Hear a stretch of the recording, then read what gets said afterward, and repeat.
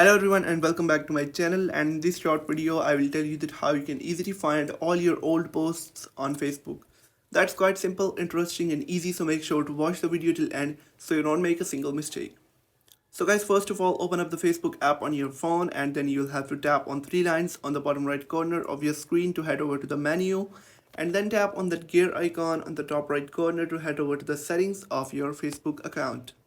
Now you'll have to scroll down all the way until you find activity log in your activities section.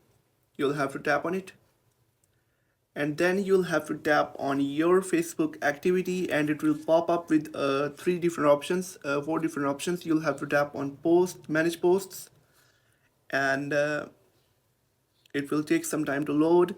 And now you'll have to tap on filters on the top left corner of your screen and then tap on categories, and then you'll have to tap on your posts and videos.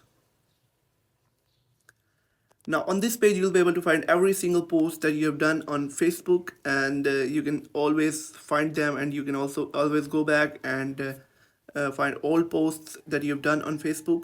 So I hope you have found the video helpful. If you have found the video helpful, make sure to like the video and hit that subscribe button. And if you have any questions about